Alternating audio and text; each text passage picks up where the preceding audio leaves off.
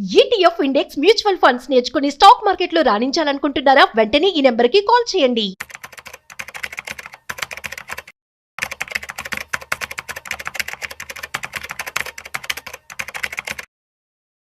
2018లో ఒక షేర్ ₹400 ఉన్నటువంటి yes bank share ఇప్పుడు ఈరోజు ₹20 ఉందన్నమాట.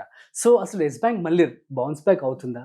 అసలు దాని ఫండమెంటల్స్ ఎలా ఉన్నాయి? ఈ విషయాలు మనతో మాట్లాడడానికి ఇవాళ ఫైనాన్షియల్ ఎక్స్పర్ట్ సుందరరామరెడ్డి గారు ఉన్నారు.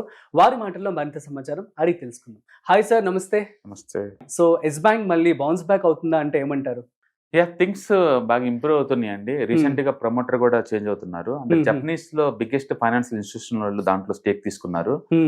డెఫినెట్ గా ముందు రోజుల్లో ఇంత ముందు పోల్చుకుంటే బెటర్ డేస్ వస్తాయని అనుకోవచ్చు. సో మరి బ్యాంక్ ఫండమెంటల్స్ ఎలా ఉన్నాయి? ఆల్మోస్ట్ 2018లో ఆల్మోస్ట్ 400 ఉండే స్టాక్ అంటే కోవిడ్ దగ్గర నుంచి ₹20 దగ్గర అక్కడక్కడ రొటేట్ అవుతా ఉందండి. బట్ పర్ఫార్మెన్స్ అయితే బాగా ఇంప్రూవ్ అవుతుంది. ఇంటర్నల్ పర్ఫార్మెన్స్ అంటే ఎన్పిఏ బాగా తగ్గుతుంది. బ్యాంకింగ్ లో మొదట భయపడేదే నాన్ పర్ఫార్మింగ్ అసెట్స్ ఎంత వర్ష తయారు అవుతుంది అనేది. అవి బాగా తగ్గుతా ఉన్నాయి. అండ్ డిపాజిట్స్ బాగా పెరుగుతున్నాయి. ఆల్మోస్ట్ 8% గ్రోత్ చూపిస్తుంది డిపాజిట్ గ్రోత్ కూడా. అండ్ ఎన్పిఏ తగ్గుతుంది. అండ్ బ్యాంక్స్ అన్ని కలిసి మొత్తం స్టెబిలిటీ చేసి పడేసింది దీన్ని. అండ్ కొత్త ప్రమోటర్ వచ్చారు ఆల్రెడీ. కొత్త ప్రమోటర్ వచ్చారు కాబట్టి కొత్తగా క్యాపిటల్ ఇంప్రూవ్ చేస్తారు. సో మరి స్టేక్ పెంచారా సార్? వాళ్ళ స్టేక్ పెంచుకుంటున్నారు. ఎస్బీఐ కొన్ని కార్పొరేట్ బ్యాంక్స్ ఏదైతే దాంట్లో ఉన్నాయో వాళ్ళ నుంచి వాటా తీసుకున్నారు వాళ్ళు ఇంటర్నల్ గా. బహుశా ఓపెన్ ఆఫర్ వచ్చినా ఫ్యూచర్ లో రావచ్చు అది. మొత్తానికైతే వెరీ ఇంట్రెస్టింగ్ అప్డేట్ ఏంటంటే ఫస్ట్ టైం ఇండియాలో ఒక కార్పొరేట్ బ్యాంక్ ని జపనీస్ వాళ్ళు డైరెక్ట్ గా చేయటం అనమాట. నిప్పాన్ వాళ్ళు ఉన్నారు కానీ వేరే ఫైనాన్షియల్ ఇన్స్టిట్యూషన్స్, బట్ వాళ్ళు బ్యాంక్ ని తీసుకోలేదు. ఈవెన్ ఇప్పుడు ఈ కంపెనీ తీసుకున్న వాళ్ళు కూడా ఆ ఫైనాన్షియల్ ఇన్స్టిట్యూషన్ ఇండియాలో ఎప్పటి నుంచో ఉంది. బట్ ఒక బ్యాంక్ ఫుల్ ప్లెజ్డ్ ఫైనాన్షియల్ దీంట్లో అయితే లేదనమాట. వాళ్ళు ఇప్పుడు ఫస్ట్ టైం దీంట్లో స్టేక్ తీసుకున్నారు. అండ్ మన వాళ్ళు కూడా టర్న్ అరౌండ్ కోసం వెయిట్ చేస్తా ఉన్నారు అనమాట. కాబట్టి దాన్ని వాళ్ళకి షేక్ ఇచ్చేసారు. సో మరి ఇలాంటి టైంలో యెస్ బ్యాంక్ లో ఇన్వెస్ట్మెంట్ చేస్తే ఎలా ఉంటుందంటారు? అంటే పర్ఫార్మెన్స్ ఇంప్రూవ్ అవుతుంది. అండ్ ఎన్పిఎస్ తగ్గుతున్నాయి, డిపాజిట్స్ పెరుగుతుంది, ఇండియా క్రెడిట్ గ్రోత్ కూడా బాగుంది. అండ్ అన్ని ఫైనాన్షియల్ సెంటర్స్ అయితే అన్ని బాగానే ఉన్నాయి. నాకు క్వశ్చన్ ఏంటంటే why should invest in Yes Bank అంటారు. బోల్డ్ అని బ్యాంక్ ఉన్నాయి already.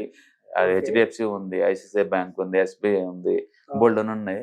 Why this yes bank అంటే తక్కువ రేటు కొత్త అనే విషయం పక్కన పెట్టుకుంటే అదర్వైజ్ ఏంటంటే ఒక జస్ట్ బ్యాంక్ అదే. కాకపోతే ఈ బ్యాంక్ లో ఉన్న ఇదేంటంటే రిటైలర్స్ చాలా ఎక్కువ అండి. దీంట్లో వడాఫోన్ ఒకటి, దీంట్లో ఒకటి చాలా ఎక్కువ అనమాట రిటైలర్స్. బహుశా రిటైలర్స్ ఎక్కువ మంది ఉన్నారు కాబట్టి దాని మీద అంత మోజు అనుకుంటుంది, ప్రైస్ తక్కువ ఉంది కాబట్టి. బట్ అదర్వైజ్ అయితే జపాన్ ఎస్బిఎంసి వాళ్ళు అండి, వాళ్ళకి చాలా పెద్ద నెట్వర్క్ ఉంది, చాలా పెద్ద ఫైనాన్షియల్ మజిల్ ఉంది వాళ్ళకి. డెఫినెట్ గా ఇంప్రూవ్ చేస్తారు ఫైనాన్షియల్ గా, అందులో డౌట్ లేదు. అండ్ ఎన్పిఎస్ తగ్గుతున్నాయి, అండ్ బుక్ వాల్యూ అంతా క్లీన్ గా నీట్ గా తయారైంది, అంటే డిపాజిట్స్ అన్ని స్టేబుల్ అవుతున్నాయి. పర్ఫార్మెన్స్ వైజ్ అయితే మంచిగా ఉంది, ఛాన్స్ ఎక్కువ ఉంది. కాబట్టి ముందు రోజుల్లో అది పర్ఫార్మెన్స్ పాజిటివ్ బయాస్ మీద మనం ఎక్స్పెక్ట్ చేయొచ్చు. కానీ రిస్క్ కూడా ఉండే ఛాన్స్ ఉంది అంటారా? అంటే ఇంత ముందు పోల్చుకుంటే లేదు. ఈ 4 సంవత్సరాలు చాలా వరకు ఒక బ్యాంక్ డల్ అయిన తర్వాత రికవర్ అంటే చాలా రేర్. బట్ ఇంత క్విక్ గా ఇది రికవర్ ఏంటంటే అది బికాస్ ఆఫ్ ఆర్బీఐ హెల్ప్ చేయబట్టి టైంలో. ఎందుకంటే ఒకప్పుడు బ్యాంక్రప్ట్ స్టేజ్ లో ఉన్నప్పుడు ఎస్బీఐ అండ్ అందరూ తలా ₹10 తో స్టాక్స్ కొని దీన్ని బతికిచ్చారనమాట. ఆ టైంలో వాళ్ళు క్యాపిటల్ ఇన్ఫ్యూజ్ చేయకపోతే ఆ టైంలో ఇది ఆల్రెడీ జీరో అయిపోయినట్లకే. తర్వాత బుక్స్ అన్ని క్లీన్ చేసుకుని 2 years తర్వాత మళ్ళీ కొంచెం గ్రోత్ లో వచ్చేస్తుంది అనమాట. ఇప్పుడైతే టర్న్ అరౌండ్ జరుగుతుంది అండ్ అన్ని సింటమ్స్ పాజిటివ్ బయాస్ మీద ఉన్నాయి. కాబట్టి ముందు రోజుల్లో ఈ స్టాక్ లీడింగ్ లోకి వచ్చే ఛాన్స్ ఉంది. బట్ ఎవరైనా సరే యెస్ బ్యాంక్ ఇన్వెస్ట్మెంట్ చేస్తారని అడిగితే దీనికన్నా బెటర్ ఏంటంటే బ్యాంక్ బీస్ లో కొనుక్కోమంటాను. సేఫ్టీ, స్టెబిలిటీ అండ్ రిటర్న్స్ ఈజీగా 15-20% ఎక్స్పెక్ట్ చేయొచ్చు దాంట్లో అయితే. దీంట్లో తీసుకుంటే లేదు, చార్ట్స్ ఏదైనా బ్రేక్అవుట్ అయితే ఆ టైంలో 6 నెలలు 1 year ఉంటుంది తప్ప లాంగ్ టర్మ్ కి అయితే మళ్ళీ తిరిగి 400 వచ్చిందని ఎక్స్పెక్ట్ చేయమాకండి. అవునా? అసలు 400 రాదంటారా?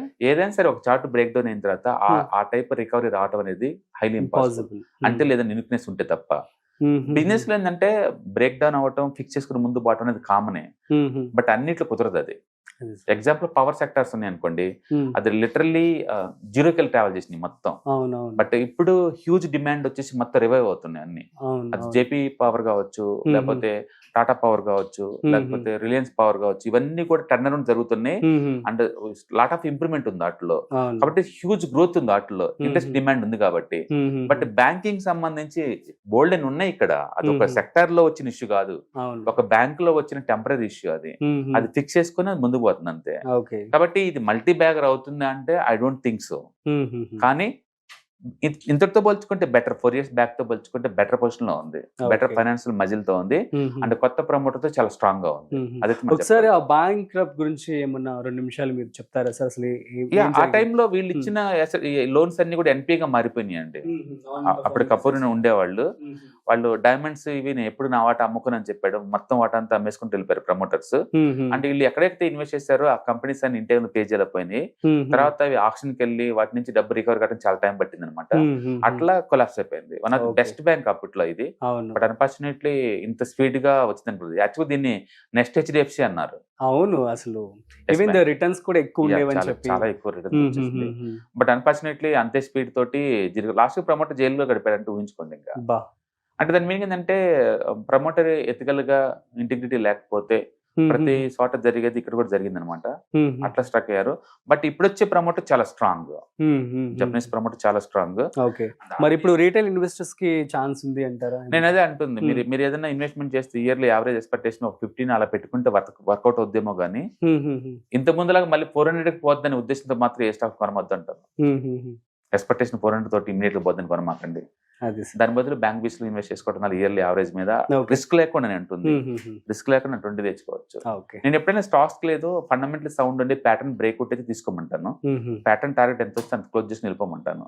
Long term buy and forget చేయొద్దని చెప్తాను. ఎందుకంటే ప్రమోటర్లే వాళ్ళ కంపెనీ మీద నమ్మకం లేకుండా ఫ్రీక్వెన్సీ గా అమ్ముతున్నప్పుడు ఈ రోజుల్లో దాని వైడు బై అంటే నేను చూసారంటే Aditya Birla fashion limited Flipkart లో అమ్ముకున్నారు వాట 7%.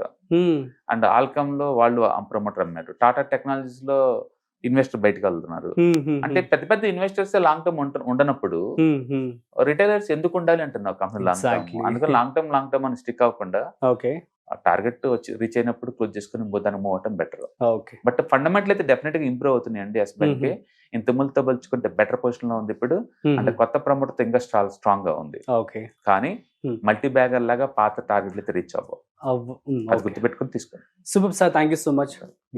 సో గైస్ అర్థమైంది కదా, ఎస్ బ్యాంక్ అనేది బౌన్స్ బ్యాక్ అవుతుంది. ఒకప్పుడు 400 ఉంది, ఇప్పుడు 20% చూపిస్తుంది. కాకపోతే ఇది మల్టీ బ్యాగర్ అయ్యే అవకాశాలు చాలా తక్కువే అని చెప్తున్నారు. సో కాబట్టి మీరు ప్రాపర్ స్టడీ చేసుకొని మాత్రమే try to invest. But as of now అయితే ప్రమోటర్స్ మంచి వాళ్ళు వస్తున్నారు కాబట్టి ఏదో ఛాన్స్ అయితే ఉంది. కానీ బట్ అంత మంచి బాగా మల్టీ బ్యాగర్ అయ్యేటువంటి ఛాన్స్ అయితే లేదు అన్నట్లుగా కూడా సార్ చెప్పడం జరిగింది. సో మీ అందరికి అర్థమైందని చెప్పనుకుంటున్నాను. So please take your own call. So మీకు ఏమైనా డౌట్స్ ఉన్నట్లయితే కామెంట్ చేయండి. సో మీకు ఇంకేమైనా డౌట్లు ఉన్నట్లయితే కామెంట్ చేయండి, మేము మీకు రిప్లై ఇస్తాము. So thanks for watching. మరొక స్పెషల్ కాంటెంట్తో మళ్ళీ కలుద్దాం. అంతవరకు చూస్తూనే ఉండండి Suman TV. This is Rajeev signing off. Hi. Stock market లో వాలటిలిటీకి దూరంగా ఉంటున్నారా? పోర్ట్ఫోలియోస్ అన్ని కూడా రెడ్ లో ఉండి బ్లీడ్ అవుతున్నాయా?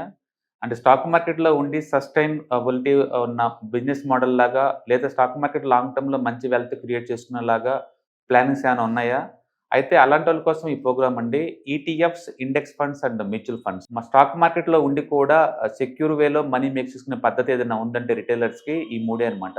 దీంట్లో కాంప్రహెన్సివ్ గా మీకు ట్రైనింగ్ అండ్ గైడెన్స్ జరుగుతుంది. అండ్ వీకెండ్స్ లో జరిగే ఈ ప్రోగ్రామ్ లో అటెండ్ అవడం ద్వారా ETFs, index funds and mutual funds లో మీ నాలెడ్జ్ పెంచుకోండి. మీ పోర్ట్ఫోలియో మీరే మెయింటైన్ చేయడం ద్వారా ఇయర్లీ యావరేజ్ మీద 20 to 30% మనీ మేక్ చేసుకోండి.